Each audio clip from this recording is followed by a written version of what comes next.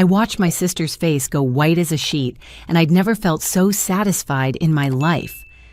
One satisfying moment earlier, I had helped an old man on the bus. Sweet guy. We talked the whole ride. When I got off, he asked to walk with me to my sister's real estate office, said he might be interested in some properties. I had no idea who he really was. When Vanessa saw him standing in her lobby, she froze. The color drained from her face. Her hands started shaking. And this kind old stranger looked at my powerful, confident, always in control sister and said, "Hello, Vanessa. I believe you told your sister I was dead."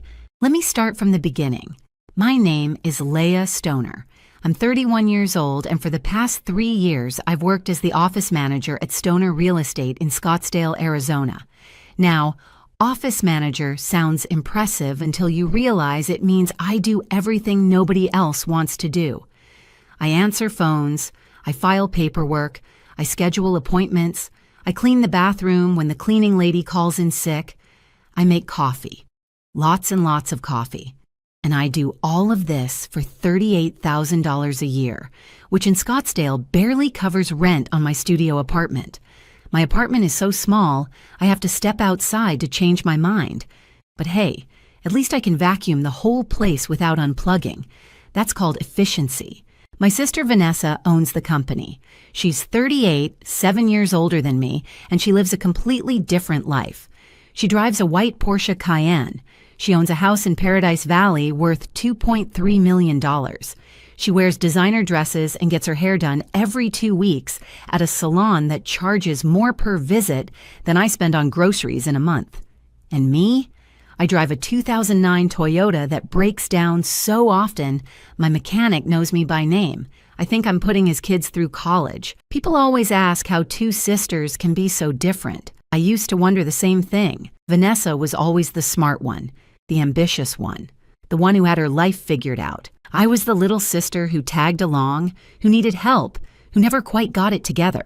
At least that's what I believed. For 12 years, that's the story I told myself. Our parents died in a car accident when I was 19.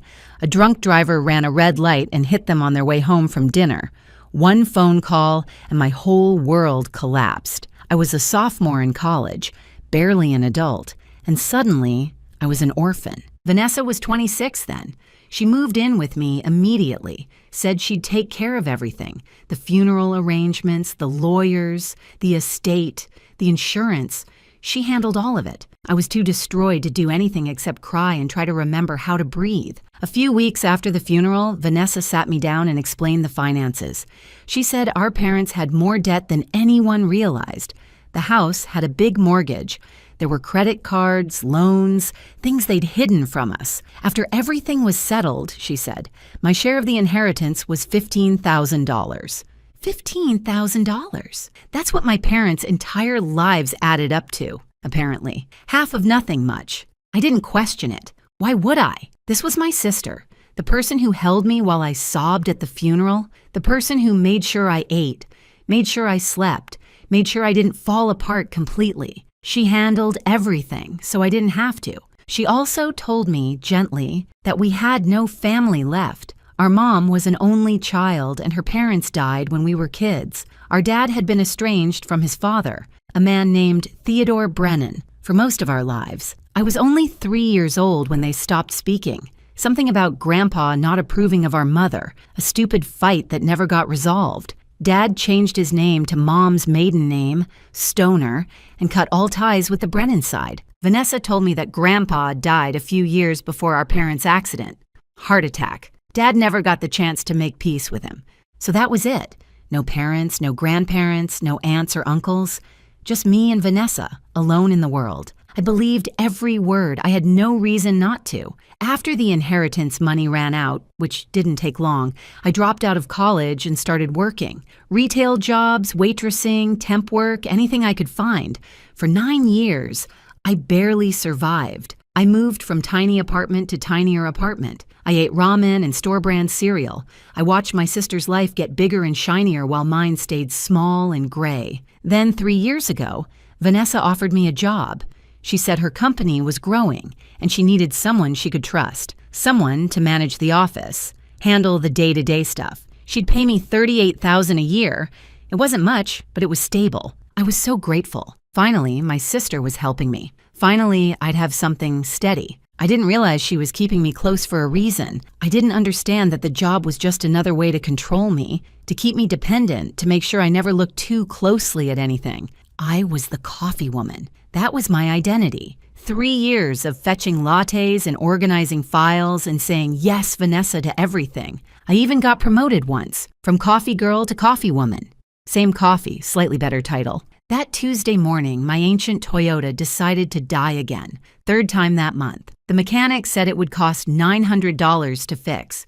I had $340 in my bank account, so I took the bus to work, stressed and running late, with no idea that the next 20 minutes would expose 12 years of lies. No idea that helping an old man find his seat would change everything I thought I knew about my family. No idea that my sister had built her entire empire on a foundation of theft, fraud, and betrayal. And I was about to watch it all come crashing down. Before we continue, if you're enjoying the story, please hit that subscribe button and tell me in the comments where you're watching from and what time it is there. I read every single comment and I love hearing from you. Thank you so much for being here. Now, let's get back to it. The 7:15 bus was crowded that morning. I found a seat near the middle and tried not to think about how I was going to pay for car repairs. Maybe I could ask Vanessa for an advance on my paycheck.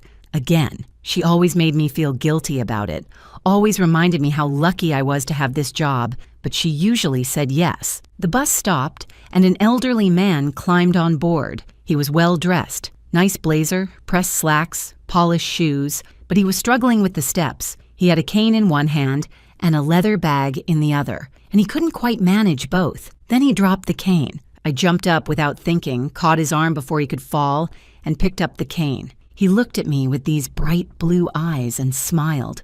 "Well," he said, "that's the most excitement I've had all week. Thank you, young lady." I helped him to my seat, the only empty one nearby, and told him it was no problem. I'd stand for the rest of the ride. It was only 15 more minutes. He introduced himself as Ted, said he was visiting the area, thinking about real estate options, maybe downsizing from his current place. He asked what I did for work. I told him I worked at a real estate office, complained a little about my boss being demanding. Nothing too specific, just the usual venting you do with strangers who you'll never see again. When I mentioned the name of the company, Stoner Real Estate, something flickered in his eyes, just for a second. I didn't think much of it. We chatted for the rest of the ride. He asked about my life, my job, my plans, not in a nosy way, but like he genuinely cared. He made me laugh with a joke about how bus drivers must go to a special school to learn how to hit every single pothole. I remember thinking,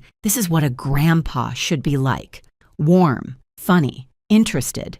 I never had that, or so I believed. When we reached my stop, Ted asked if he could walk with me. Said maybe he'd take a look at some listings, get a feel for the area. I said, sure, why not? He seemed harmless, sweet even. We walked 2 blocks to the office, a sleek modern building with big glass windows and the words Stoner Real Estate in silver letters above the door. Vanessa's pride and joy. Inside, I offered Ted some coffee and asked him to wait in the reception area.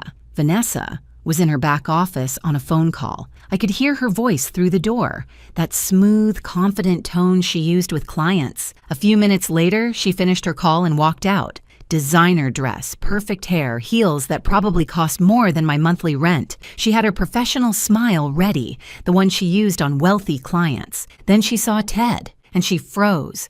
I've known my sister my entire life. I've seen her handle angry clients, tough negotiations, stressful situations. I've never, not once, seen her lose her composure. But in that moment, the color drained from her face. Her hand shot out and grabbed the door frame like she might fall over. Her smile vanished. Ted stood up slowly. He straightened his blazer, looked at her calmly, and said, "Hello, Vanessa. I believe you told your sister I was dead." I laughed. It was such a strange thing to say that I thought I'd misheard him. Vanessa, who is this man? What is he talking about? Ted turned to me and his eyes were soft but sad. My name is Theodore Brennan. I'm your grandfather, Leah. The room tilted. I felt like someone had pulled the floor out from under me. That's impossible, I said. Our grandfather died years ago, before our parents' accident. Vanessa told me, is that what she told you? Ted's gaze moved back to my sister. Interesting, because she told me that you died in the same accident that killed your parents 12 years ago. I looked at Vanessa, waiting for her to explain, to laugh, to say this was some kind of misunderstanding. She didn't say anything. Her face was a mask, but I could see the calculations happening behind her eyes. She was figuring out how to spin this. Ted continued, his voice steady and calm. For 12 years, I mourned you, Leah. I thought I lost my son and both my granddaughters in one terrible night. I almost didn't survive that grief. He paused. Then, 3 months ago, I saw your photograph on this company's website. The granddaughter I'd been mourning. Alive. Working for her sister. My brain couldn't process what he was saying. None of it made sense. Vanessa. My voice cracked. What is he talking about? My sister finally moved. She took a breath, put on a smile, that fake professional smile, and said, Grandpa Ted, you're confused. There's been some kind of misunderstanding. Let me explain. I'm not confused. Ted's voice went cold, not angry, just cold. I hired a private investigator, Vanessa. I know exactly what you've done. To me, to your sister, to everyone who ever trusted you. He reached into his leather bag and pulled out a thick manila folder. Shall we discuss what's in here? He asked. Or would you prefer I go directly to the police? My morning coffee was definitely not strong enough for this conversation. Vanessa's smile didn't waver, but her hands were shaking. For the first time in my life, I saw fear in my sister's eyes. And I realized whatever was in that folder was going to change everything. Ted opened the folder right there in the reception area. Documents, photographs, a thick printed report with a private investigator's logo on the cover. He explained how he found me. 3 months ago, he was browsing real estate websites, thinking about selling his house in Sedona and moving somewhere smaller. He clicked on Stoner Real Estate because the name caught his attention. Stoner was his son's married name, the name he took when he married our mother and cut ties with the Brennan family. On the About Us page, he saw my photograph. Leah Stoner, office manager. His heart stopped. The granddaughter he'd mourned for 12 years, alive. He hired a private investigator that same day. What the investigator found was worse than Ted imagined. For 12 years, Vanessa had been lying to both of us. She told Ted that I died in the accident. She was in the back seat. She didn't make it. She told me that Ted died years before the accident. Heart attack, Dad never reconciled with him. 2 lies perfectly designed to keep us apart forever. But that wasn't even the worst part. For 8 years, Vanessa had been visiting Ted regularly at his retirement community in Sedona. She played the role of the devoted, loving, soul-surviving granddaughter. She told him she worked in financial consulting, never mentioned real estate, never mentioned her company, never mentioned me. She kept her 2 worlds completely separate, so this moment would never happen. Ted looked at me with sadness in his eyes. She told me you were dead, Leah, and I believed her. Why wouldn't I? She was my granddaughter. She visited me, brought me gifts, called me on holidays. I thought she was all I had left. I felt sick. She's been positioning herself to inherit everything, Ted continued. Over 8 years, she's received more than $200,000 in gifts from me. She convinced me to change my will twice. She's the sole beneficiary now, and she was pushing me to sign over power of attorney next month. His voice was steady, but I could see the pain underneath. This man had grieved for 12 years, thinking his entire family was gone, and the person he trusted most had been manipulating him the entire time. Ted turned to me. Leah, I need to ask you something. What did you receive from your parents' estate? The question caught me off guard. $15,000. Vanessa said there was a lot of debt, credit cards, the mortgage, things our parents had hidden. She said that was my share. Ted closed his eyes for a moment. When he opened them, there was something hard in his expression. Anger, maybe, or disgust. Your father had a life insurance policy worth $850,000, he said slowly. Your parents' house sold for $420,000. Their investments totaled over $340,000. He let those numbers sink in. The estate was worth more than $1.6 million, Leah.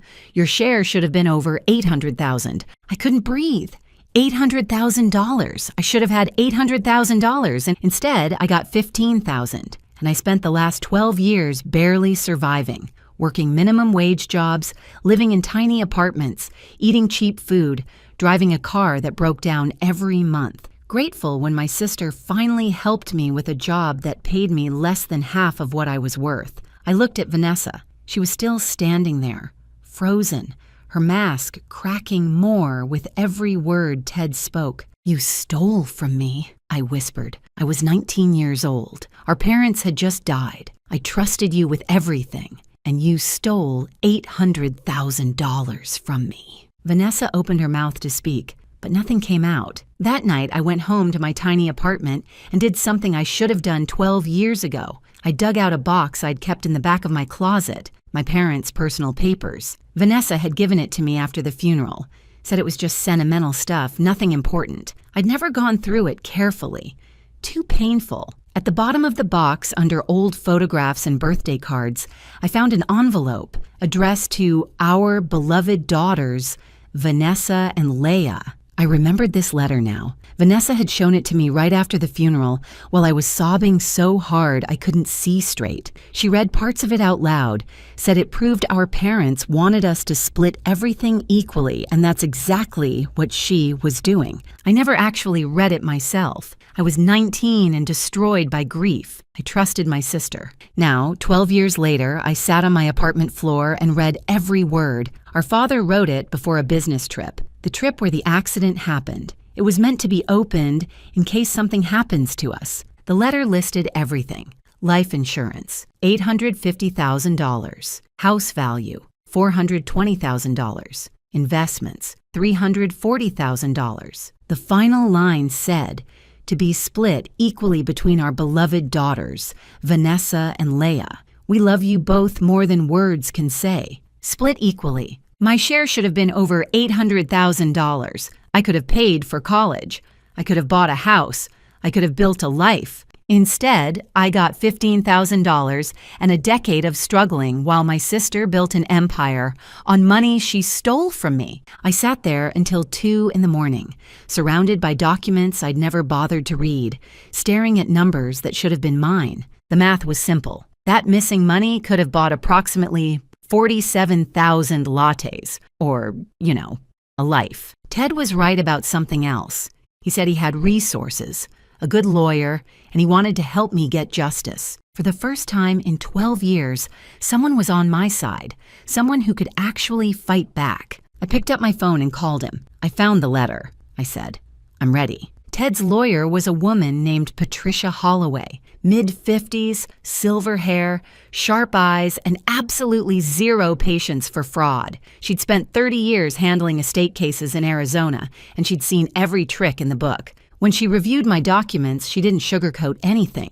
"Your sister is a piece of work," she said, flipping through the pages. "I've seen siblings fight over a couch in probate court, but this level of fraud, this is impressively terrible." Patricia filed requests for the official estate documents from Maricopa County. What came back was worse than any of us expected. 12 years ago, when I was 20 years old and barely functioning from grief, Vanessa filed a petition with the court. She claimed I was mentally incapacitated due to severe grief and trauma. She said I couldn't make decisions for myself. She presented documents with my signature, giving her full control of our parents' estate. I never signed those documents. I never even saw them. Vanessa forged my signature. She lied to a court. She stole everything and left me with scraps. Patricia traced the money, every dollar of it. The life insurance payout, $850,000, went into an account Vanessa controlled. She used it to pay off our parents' actual debts, which were minimal. A small mortgage, a few credit cards, maybe $80,000 total. The rest? She kept it all. The house sale brought in $420,000. Our parents' investments added another $340,000. After the real debts were paid, Vanessa walked away with approximately $1.5 million. She gave me $15,000 and told me that was my share. With that stolen money, she launched Stoner Real Estate.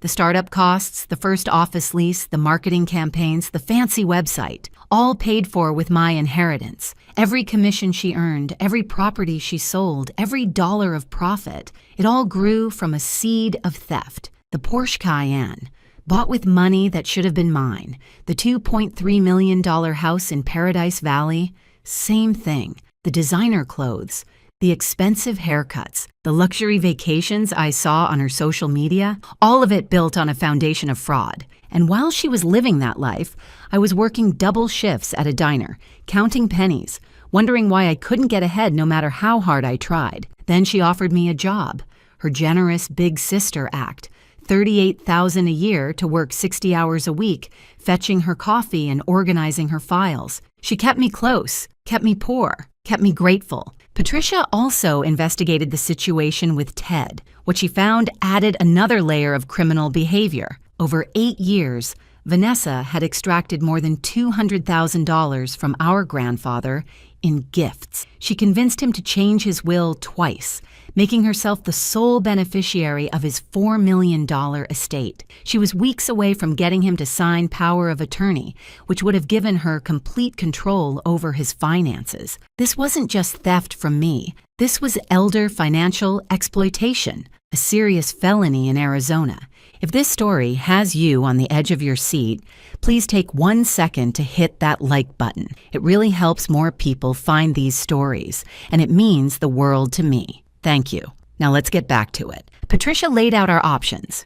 We could file a civil lawsuit and try to recover the money through the courts. That would take years and cost a fortune in legal fees, with no guarantee of success. Or we could go to the police, present the evidence, let the criminal justice system handle it. If we do this right, Patricia said, she won't just lose the money, she'll lose everything. Ted and I agreed. We wanted justice, not just compensation. But Patricia warned us. We needed to be strategic.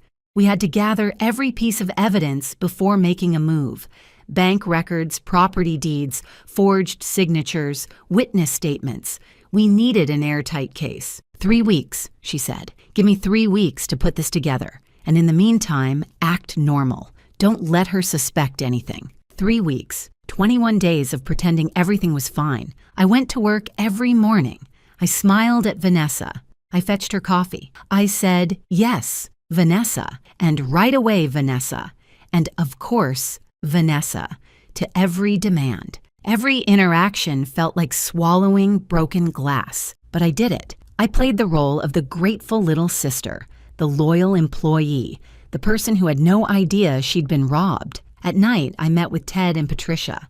We reviewed documents. We tracked bank transfers. We built our case piece by piece. I learned things about my sister I never knew. She had a business partner named Russell Kerr, a wealthy investor who provided startup capital when she launched the company. He was a silent partner, meaning he put in money, but let Vanessa handle all the operations. He trusted her completely, never looked at the books. I wondered what he would think when the truth came out. Probably not great things. I also learned that Vanessa was meticulous about keeping her two worlds separate. She never mentioned Stoner Real Estate to Ted, never talked about her business, her office, her employees.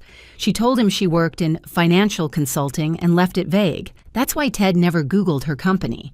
That's why he never stumbled across my photo until that random day 3 months ago. She had built a wall between her lies, and she thought it would hold forever. It didn't. On the last day of our 3-week preparation, Patricia called me with news. "We're ready," she said. "I'm filing the criminal complaint tomorrow morning.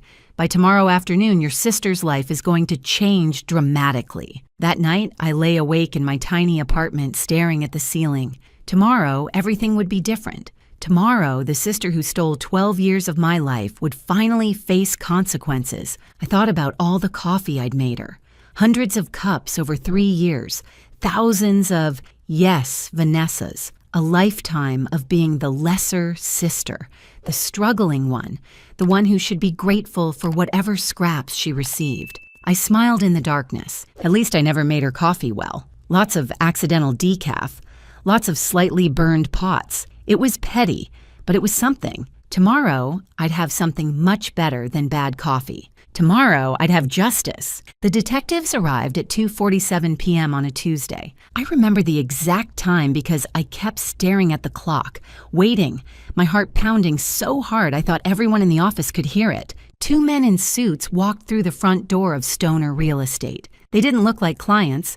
They looked like exactly what they were, "We're looking for Vanessa Stoner," one of them said, showing his badge. I pointed toward the back office, trying to keep my hand from shaking. "She's in there." Vanessa came out a moment later, her professional smile already in place. She was wearing a cream-colored designer dress and heels that probably cost more than my car repairs. She looked perfect, as always. "Good afternoon, officers. How can I help you?"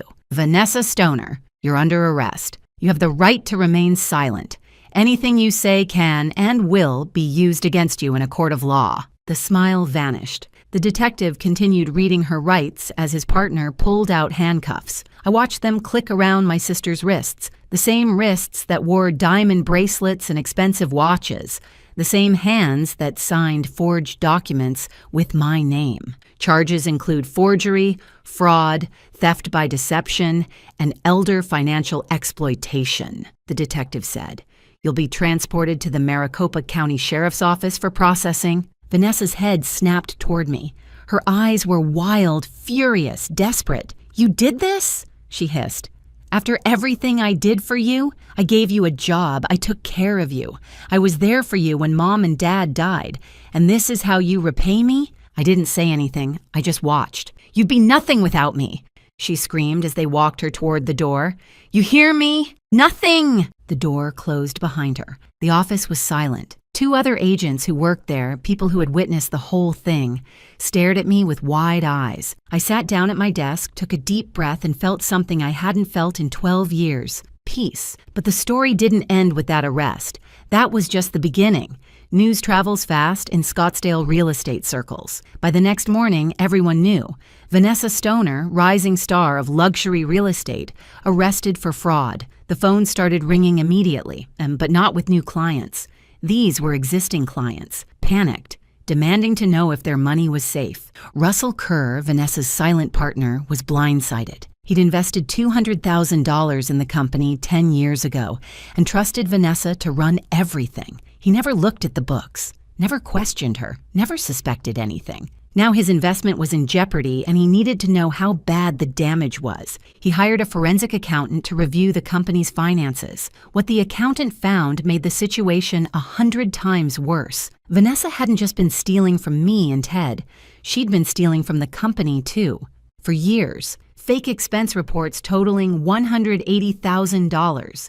Payments to shell companies that didn't actually exist. Client escrow funds that had gone missing and were never properly accounted for. Russell was furious, not just because of the money, because if authorities connected him to the fraud, he could go down too. He was a partner, after all. His name was on the paperwork. His lawyer gave him two options. Option 1, stay quiet, hope for the best, and potentially face charges as an accomplice. Option 2, cooperate fully with authorities, hand over everything and hope for immunity. Russell chose survival. He brought every bank record, every suspicious transaction, every questionable contract to the FBI. He told them everything he knew, which wasn't much, but it was enough to open a federal investigation. Wire fraud, money laundering, tax evasion. The case exploded. FBI forensic accountants dug through 10 years of Vanessa's business records. What they found was staggering. She had defrauded at least 11 other victims over the course of her career. Elderly clients who trusted her to handle their home sales and never saw all the money they were owed. First-time homebuyers who lost deposits on deals that fell through for suspicious reasons. People who thought they were working with a professional and never realized they were being robbed. Each new victim added more charges. Each new charge added more years to her potential sentence. Meanwhile, Vanessa sat in a cell, watching her empire collapse. Her assets were frozen pending investigation. The $2.3 million house, seized. The white Porsche Cayenne, seized. The bank accounts filled with stolen money, frozen. Her real estate license was suspended immediately. Her reputation, the thing she valued most in the world, was destroyed overnight. Former clients publicly distanced themselves from her. Business contacts pretended they'd never met her. Friends stopped returning calls. I drove past her house one day just to see it. There was a federal seizure notice on the front door. The Porsche was being loaded onto a tow truck. I watched them drive it away and thought, guess she should have been nicer to the coffee woman. The federal trial lasted 3 weeks. I sat in that courtroom every single day, watching my sister try to charm the jury the way she'd charmed everyone else her whole life. But this time, there was no one left to fool. The evidence was overwhelming. The documents were clear. 11 victims testified about money they'd lost. Ted testified about the 8 years of manipulation. And I testified about waking up as a grieving 19-year-old and trusting my sister to handle everything, never knowing she was stealing my entire future. When the jury foreman stood up to read the verdict, I watched Vanessa's face. For the first time in her life, she looked scared. Guilty. 23 counts. Federal wire fraud, money laundering, tax evasion, state charges for forgery, theft, and elder financial exploitation. The judge looked at my sister with no sympathy in his eyes. "Ms. Stoner," he said, "you systematically betrayed every person who ever trusted you. You stole from grieving family members. You manipulated an elderly man who believed you were his only family. You defrauded clients who put their life savings in your hands. You represent the worst kind of predator, one who hides behind family and professionalism while destroying lives." He sentenced her to 27 years in federal prison. Vanessa is 38 years old. She'll be 65 before she's eligible for parole, the same age our father was when he died. Somehow, that felt right. The court ordered full restitution to all victims. Every asset Vanessa had accumulated, the house, the cars, the jewelry, the investment accounts, was liquidated and distributed. I received my rightful inheritance. The principal amount I should have gotten 12 years ago, plus interest. In total, approximately $940,000. Not a fortune by Scottsdale standards, but enough to change my life. Ted got his $200,000 back. His will was invalidated, restored to whatever he wants it to be now. He told me he's rewriting it again, but he won't tell me what's in it. Says it's bad luck to discuss these things. The 11 other victims, elderly clients, young families, people who trusted the wrong person, received their money too.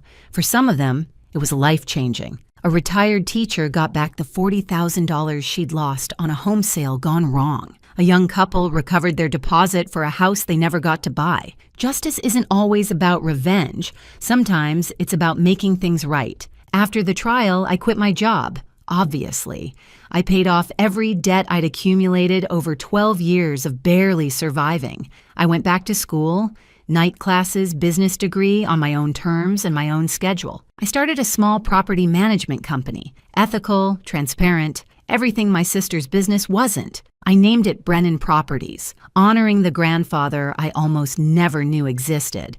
It's not a big company, just me and 2 employees, managing a handful of rental properties around Scottsdale. But it's mine, built with my own money, my own work, my own name. And yeah, I finally retired the 2009 Toyota that had been breaking down for years. I didn't buy a Porsche. I bought a Subaru Outback, reliable, practical, real. Every time I start the engine, and it actually works on the first try, I smile. Ted and I built a real relationship. Sunday dinners at his place in Sedona. Phone calls twice a week. He's 79 now, and he knows time is precious. He doesn't try to replace the lost years. We can't get those back, but we can have whatever time is left, and that's what we're doing. One Sunday, he told me something I'll never forget. We were sitting on his porch watching the sunset turn the red rocks orange and gold. "Your father would be so proud of you," he said quietly. "I know I am." I cried. It was the first time anyone had said that in 12 years. 6 months after the sentencing, I received a letter from a federal correctional facility in Phoenix, Vanessa's handwriting on the envelope. I opened it, even though I knew I probably shouldn't. She wanted money for commissary, for phone calls, for legal fees to file another appeal. She said she was sorry. She said she made mistakes. She said I was the only family she had left. I read the letter once.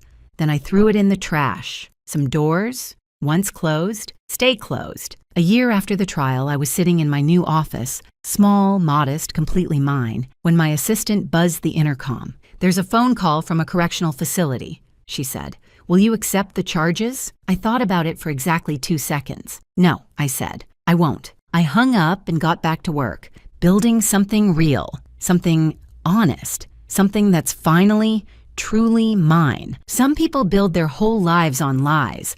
But here's what I learned. Lies have an expiration date. The truth always finds a way out, even if it takes 12 years, even if it arrives disguised as a stranger on a city bus who needs help finding a seat. Be kind anyway. You never know who's watching or who's been waiting 12 years to find you. Thank you so much for watching. More of my most gripping stories are already on your screen. Click one now and don't miss the best part. You're going to love it. See you in the next story.